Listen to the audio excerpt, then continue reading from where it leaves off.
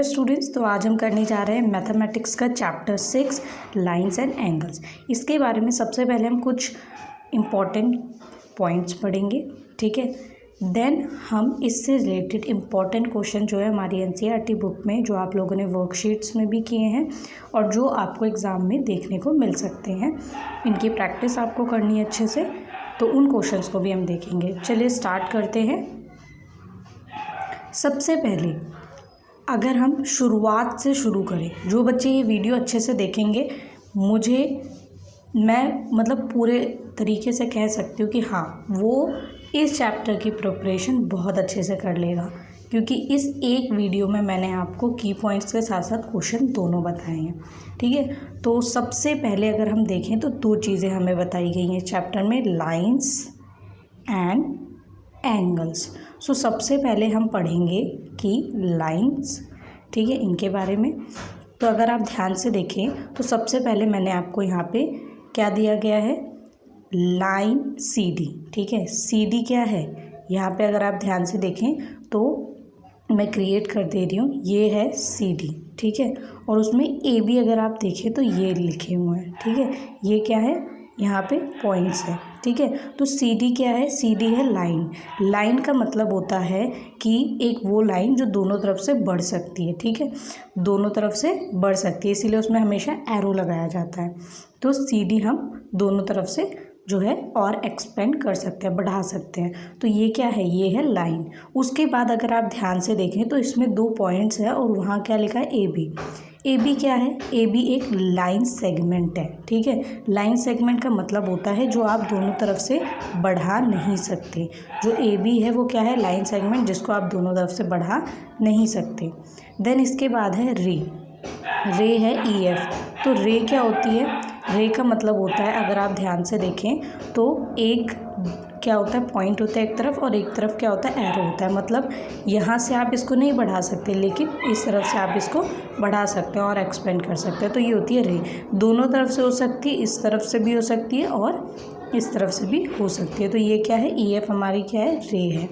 Then इसके बाद है, अगर आप देखें, इंटरसेक्टिंग लाइंस। इंटरसेक्टिंग लाइंस का मतलब दो ऐसी लाइंस जो एक दूसरे को इंटरसेक्ट करती हैं, ठीक है, एक दूसरे को कट करती हैं एक कॉमन पॉइंट पे। अब ये जो कॉमन पॉइंट है, अगर आप ध्यान से देखें, ये कॉमन पॉइंट, ठीक है, ये जब दो लाइंस इंटरसेक्ट करती हैं एक दूसरे को तो एक पॉइंट वहाँ पे बनता है, उसको हम कॉमन पॉइंट कहते हैं, जो दोनों लाइन पे बन रहा होता है सेम प्लेस पर। इसके बाद है पैरेलल लाइंस। पैरेलल लाइंस अगर आप देखें तो सिंपली हम इजी वर्ड्स में समझ सकते हैं, जो एक दूसरे के दोनों पैरेलल होती हैं, उन दोनों के बीच में जो इक्वल डिस्टेंस होता है, आप कहीं से भी मेज़र करें, डिस्टेंस क्या होगा, इक्वल होगा, इक्वी डिस्टेंस पे देखी जाती है, ठीक है। अगर यहाँ पे 2 सेंटीमीटर का डिफरेंस होगा दोनों लाइंस के बीच में, तो यहाँ पे भी 2 सेंटीमीटर का ही डिफरेंस होगा, तभी ये पैरेलल होंगी। लेकिन अगर आप ऐसे देखें कि दो लाइन ऐसे बनी हुई है, ठीक है, यहाँ पे अगर आप देखें तो ज़्यादा गैप है और यहाँ देखें तो थोड़ा कम गैप है, तो क्या ये पैरेलल लाइन है, नहीं, ये पैरेलल लाइन नहीं होगी। बीच में इक्वल डिस्टेंस होना चाहिए, तो वो पैरेलल लाइन्स होती हैं। अगर हम देखें तो क्या ये तीनों पैरेलल लाइन है, हाँ हैं, क्योंकि अगर हम देखें तो डिफरेंस इन दोनों के बीच का भी पैरेलल, अगर हम कहें इक्वल है तो ये पैरेलल है और ये भी पैरेलल है। और अगर ये वाली लाइन इसके पैरेलल है, ये लाइन इसके पैरेलल है, तो ये दोनों एक दूसरे की क्या हो जाएंगी, पैरेलल हो जाएंगी, ठीक है। देन इसके बाद है ट्रांसवर्सल लाइन। ट्रांसवर्सल लाइन दो लाइन हो सकती हैं, तीन हो सकती है, कितनी भी लाइन्स हो सकती है। ट्रांसवर्सल लाइन क्या करती है, लाइंस को बीच में से क्या करती है, उनसे ट्रांसफ़र होते हुए आगे जाती है। ट्रांसवर्सल का नाम से ही पता चला है, ट्रांसफ़र हो रही है, ठीक है। तो आप देख सकते हैं कि सिर्फ ज़रूरी नहीं है दो लाइन में से 3, 4 कितनी भी लाइन हो सकती हैं, ट्रांसवर्सल लाइन जो है उनसे होके गुजरती है, ठीक है। इसके बाद है एंगल्स। एंगल्स हम अब पढ़ेंगे, अभी हमने लाइंस के बारे में पढ़ा है, ठीक है। अब हम पढ़ेंगे कि एंगल्स क्या होते हैं। यहाँ पे सबसे पहले एंगल आपको पता है कि जब दो लाइन किसी एक पॉइंट पे मिलती हैं, ठीक है, उनके बीच में क्या क्रिएट होता है, एक एंगल क्रिएट होता है, ठीक है। उसके बाद हम पढ़ेंगे टाइप्स ऑफ एंगल्स। एंगल्स जो होते हैं वो किस किस टाइप के होते हैं। तो अगर आप देखें acute angle, obtuse angle, right angle और रिफ्लेक्स एंगल, यहाँ हम 4 तरीके के एंगल्स के बारे में पढ़ेंगे जो आपको क्वेश्चन में देखने को भी मिलते हैं। सबसे पहले आता है एक्यूट एंगल। एक्यूट एंगल होता है जो 90 डिग्री से कम के एंगल होते हैं, ठीक है। मीन्स अगर मैं आपको सिंपली बताऊं, ये क्या है, 90 डिग्री का एंगल है, और अगर इससे एंगल, कोई सा भी एंगल इससे कम है, ये सभी क्या हो जाएंगे, ये सभी एंगल्स एक्यूट एंगल हो जाएंगे, ठीक है। उसके बाद अगर हम देखें ऑब्ट्यूज एंगल, ऑब्ट्यूज एंगल क्या होता है, जो भी एंगल 90 डिग्री से ज़्यादा के एंगल बनते हैं, ठीक है, वो क्या होते हैं, ऑब्ट्यूज एंगल। अगर आप ध्यान से देखें तो ये 90 डिग्री से ज़्यादा का एंगल बन रहा है, ठीक है। ये क्या है, ये है ऑब्ट्यूज एंगल, ठीक है। अगर आप ध्यान से देखें 90 डिग्री के एंगल से ज़्यादा का एंगल बन रहा है, तो ये ऑब्ट्यूज एंगल है।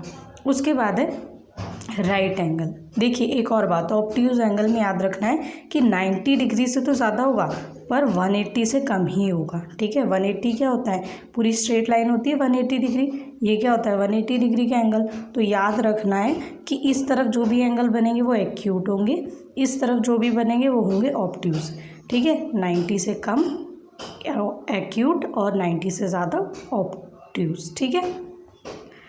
उसके बाद राइट एंगल, 90 डिग्री के एंगल को क्या कहते हैं, राइट एंगल कहते हैं। इसके बाद हमारा जो 4th एंगल है वो है रिफ्लेक्स एंगल। रिफ्लेक्स एंगल का मतलब होता है कि जो 180 डिग्री से ज़्यादा के बनते हैं। 180 डिग्री तो यहाँ पे बन रहा है हमारा, ठीक है। 180 डिग्री से ज़्यादा एंगल कोई सा भी हो सकता है, ठीक है, कोई सा भी एंगल, वो क्या हो जाएगा, रिफ्लेक्स एंगल।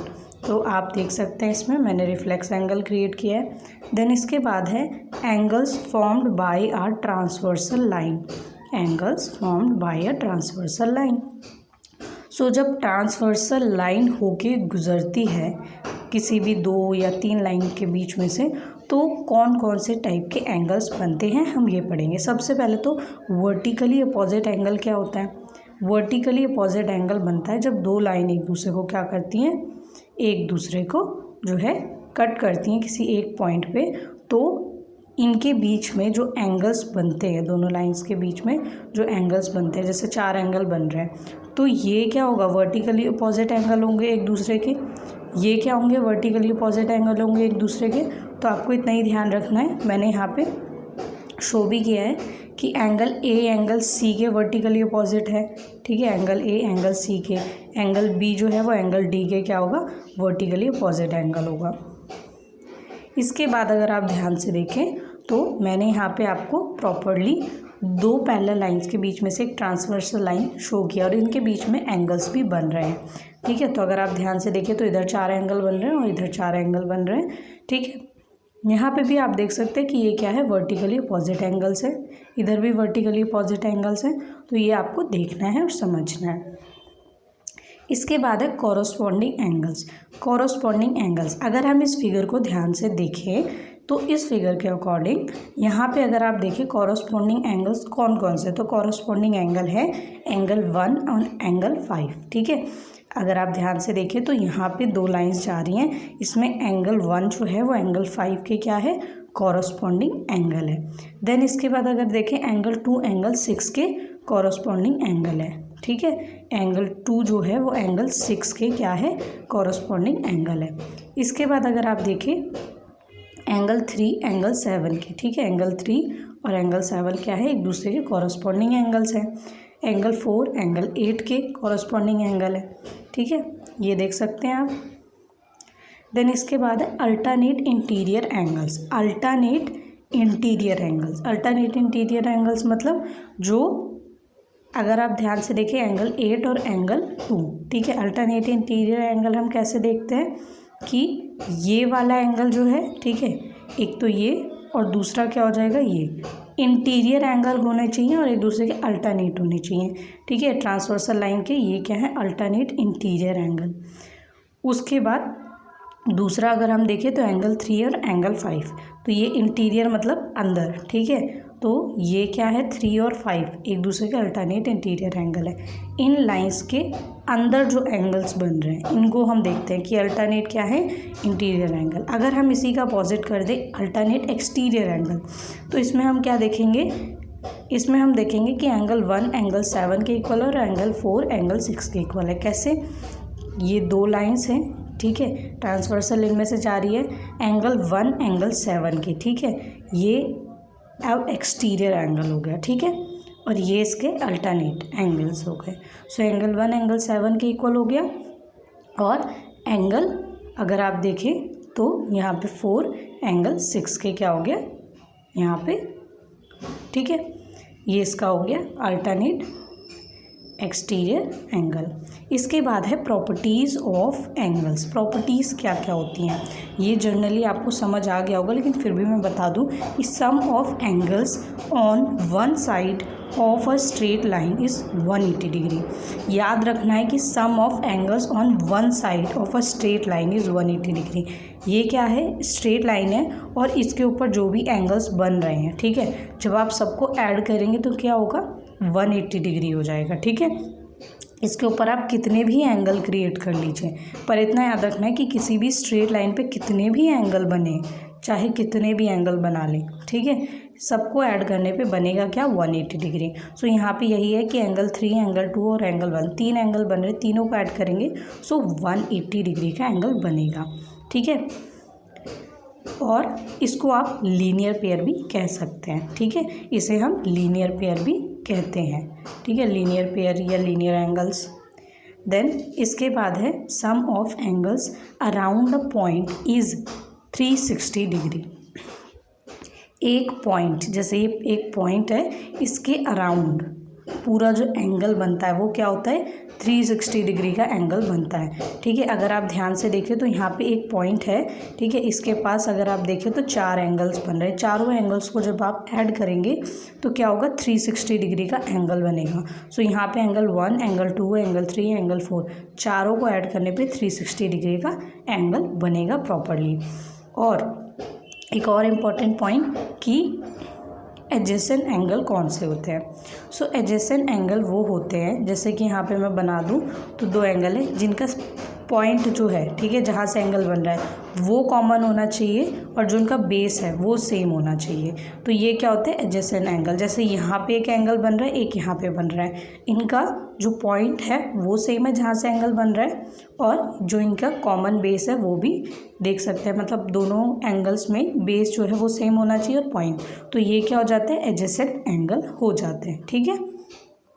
तो यहाँ पे हमने पढ़ा लाइन और एंगल्स के बारे में। अब हम इनसे रिलेटेड कुछ क्वेश्चंस देखेंगे जो हमारी एनसीईआरटी बुक में है, और वो सभी क्वेश्चन बहुत इंपॉर्टेंट है, इनकी प्रैक्टिस ज़रूर करें, छोड़ना नहीं है, इन क्वेश्चंस को स्किप नहीं करना है, और आपके लिए बहुत इंपॉर्टेंट है। देखिए कौन कौन से क्वेश्चन हैं। अगर आप देखिए तो एक्सरसाइज 6.1, एक्सरसाइज 6.2, एक्सरसाइज 6.3 इनके क्वेश्चंस मैं आपके लिए लेके आई हूँ। तो second question, first, fifth, second, first and second, ये सभी क्वेश्चन किसके हैं? मैंने यहाँ पे आपको सिर्फ क्वेश्चन और उनकी पिक्चर्स शो किए हैं। इसके बाद हम ये देखेंगे कि कौन सी एक्सरसाइज का कौन सा क्वेश्चन है, ठीक है। सो यहाँ मैंने फिगर्स नहीं बनाई है। क्यों नहीं बनाई? रीज़न है कि अगर मैं फिगर्स बना देती तो आप क्वेश्चन नहीं देखेंगे। अगर आप बार बार जाके पीछे क्वेश्चंस देखेंगे तो आपको ये बार बार रिमाइंड होगा कि अच्छा इस एक्सरसाइज का ये क्वेश्चन है, तो इसीलिए आपको जाके ज़रूर अपनी बुक में देखना है, ठीक है, क्वेश्चंस को। सो सबसे पहले देखें तो एक्सरसाइज आपकी 6.1 जो है इसका क्वेश्चन नंबर सेकेंड, ठीक है। सबसे पहली एक्सरसाइज में आपको क्वेश्चन नंबर सेकेंड की प्रैक्टिस करनी है। क्वेश्चन है in the given figure line X Y and M N intersect at O. So यहाँ पे आपको बोला गया जो फिगर दी गई है उसमें आपको एक्स वाई और एम एन इंटरसेक्ट कर रहे हैं ओ पॉइंट पे। If angle P O Y equal 90 degree, अगर angle P O Y 90 degree है, ए बी का रेशो आपको दे रखा है 2:3, तो आपको सी फाइंड करना है। इसके लिए आप क्या करेंगे? सबसे पहले गिवन जो है आपको रेशो गिवन है A:B का 2:3। उसके बाद अगर आप देखें तो आपको ए बी बता रखा है कि ए बी 2:3 के रेशो में है, लेकिन आपको इनकी वैल्यू तो पता ही नहीं है। तो सबसे पहले आप x की वैल्यू निकालेंगे, ठीक है। तो x की वैल्यू निकालने के लिए आप क्या करेंगे? आप सबसे पहले सबसे पहले आप जो है इनको लेट कर लेंगे, लेट a इक्वल 2x, कि जो भी x की वैल्यू उसका 2 गुना क्या है, a है, ठीक है। और अगर आप देखें तो यहाँ पे हमारा जो b है वो 3 गुना है, ठीक है, x का। तो यहाँ पे हम क्या देखेंगे कि let a equal 2x and b equal 3x where x is some number, x कोई नंबर है, हमें नहीं पता। नाउ एंगल POX को आप ऐड कर देंगे POY से, क्योंकि दोनों क्या है, लीनियर पेयर। मैंने आपको बताया था लीनियर पेयर का मतलब 2 एंगल जिन्हें ऐड करके, या 3 एंगल जिन्हें ऐड करके 180 डिग्री का सम आता है। तो यहाँ पे अगर आप देखें तो आपको एंगल POY 190 डिग्री दे रखा है, ठीक है। एंगल POX जो है इसमें A+B, ठीक है। ये आपको अगर फिगर देखें तो आपको समझ आएगा, ऐसे नहीं समझ आएगा। फिगर ज़रूर देखें, बुक ज़रूर लेके बैठे जब इस वीडियो को देखें। सो यहाँ पे हम A+B जो है इसको एज इट इज़ रखेंगे, 90 को साइड लेके जाएंगे, सब्ट्रैक्ट करेंगे। देन हम क्या देखेंगे कि हमने AB जो है उसे यहाँ पे क्या लिखा है, 2x और 3x। तो हम यहाँ पे AB की जो वैल्यू है यही पुट करेंगे, दोनों को ऐड करेंगे। सो 5x आ जाएगा, 5 इस साइड आएगा, 90 से जब कैंसिल होगा सो यहाँ x की वैल्यू आ जाएगी 18 डिग्री। अब हमारे पास x की वैल्यू आ गई तो हम 2x और 3x में पुट करेंगे। सो AB जो है हमारा आ जाएगा 36 और 54 degree. Then we need to find C। अब हमें C फाइंड करना है, तो हम क्या करेंगे, since MN is a line, MN क्या है, एक लाइन है, we can use linear pair. यहाँ पे हम लीनियर पेयर यूज़ करेंगे। सो इस अकॉर्डिंग देखेंगे कि angle MOX plus angle XON जो है वो 180 डिग्री का है, लीनियर पेयर है ये। सो यहाँ पे आप B प्लस C करेंगे तो 180 डिग्री हो जाएगा। B की वैल्यू आपको पता है, C की नहीं पता, तो B की वैल्यू पुट करेंगे, उसे 180 डिग्री से सब्ट्रैक्ट करेंगे। सो C की वैल्यू आ जाएगी 126 डिग्री। देन इसके बाद है एक्सरसाइज 6.2 के 4 क्वेश्चन है, 1 2 3 4 5, ठीक है, 1 2 4 5, ये 4 क्वेश्चन है, 3 नहीं है इसमें, 1 2 4 5, ठीक है। सो यहाँ पे फर्स्ट क्वेश्चन है, in the given figure find the value of XY and then show that AB parallel CD। So आपको इसमें क्या देखना है, आपको इसमें देखना है कि XY की वैल्यू फाइंड करनी है जिसमें AB और CD पैरेलल दिए गए हैं। सो फिगर में आपको जो है 50 degree plus x equal 180 degree, ये लीनियर पेयर है। सो यहाँ पे डायरेक्ट हम अप्लाई करके x की वैल्यू निकाल लेंगे। x की वैल्यू आ गई 130 डिग्री, और यहाँ पे एक्स वाई क्या है, एक दूसरे के इक्वल है। क्यों? क्योंकि ये वर्टिकली अपोजिट एंगल्स है। जैसे मैंने आपको समझाया था, अगर ये आपका एक्स है और इसकी वैल्यू आपने फाइंड कर ली तो वाई इसका अपोजिट है, तो इसकी वैल्यू आपको ऑटोमेटिकली पता चल जाएगी। सो यहाँ पे यही हो रहा है। So alternate angles are equal, alternate angles equal होते हैं। एक्स की वैल्यू पता चल गई तो वाई की भी वैल्यू पता चल जाएगी। यहाँ पे अगर आप ध्यान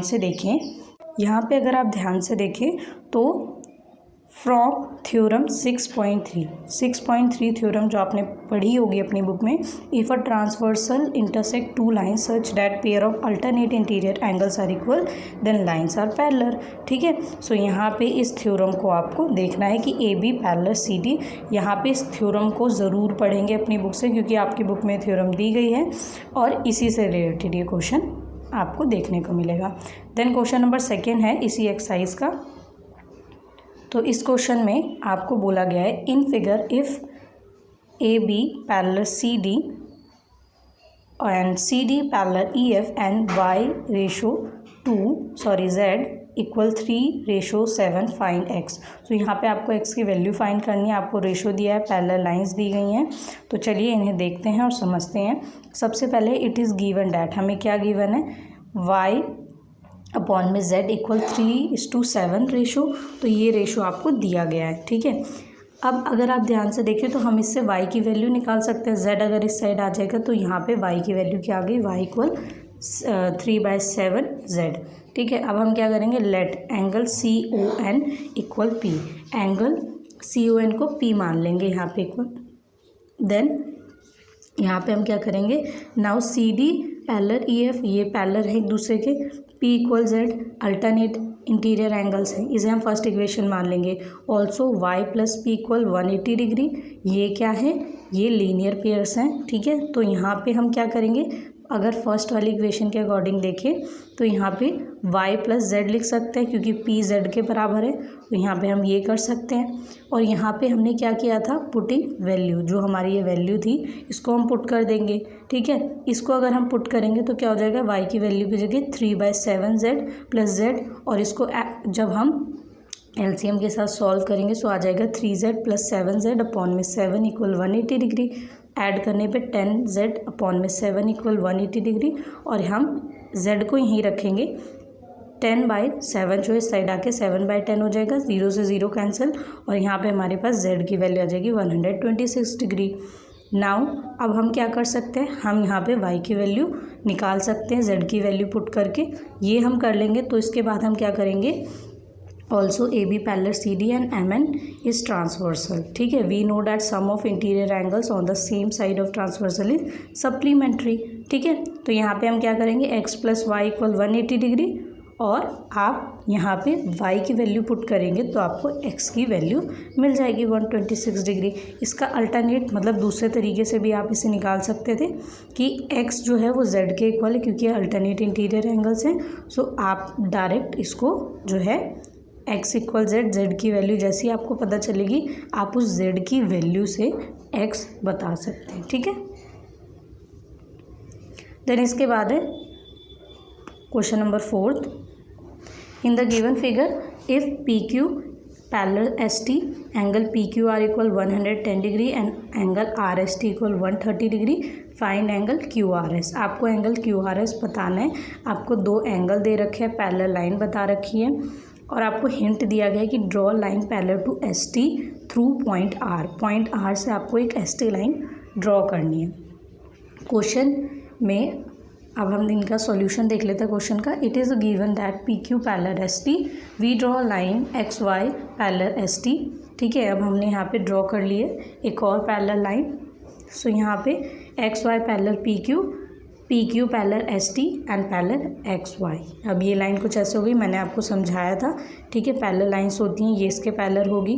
अगर ये दोनों एक दूसरे के पैरेलल है, ये एक दूसरे के पैरेलल, तो ये भी एक दूसरे के पैरेलल होंगी, है ना। और कुछ एंगल ऐसे करके अगर है, ठीक है, ये पैरेलल लाइन है। मैं आपको ये इसलिए समझा रही हूँ क्योंकि आपको ऐसे क्वेश्चन अगर क्रिएट करके दे दिए जाए तो आपको पता होना चाहिए। उसके बाद अगर आप देखें तो angle PQR plus angle QRX equal 180 degree होंगे। क्यों?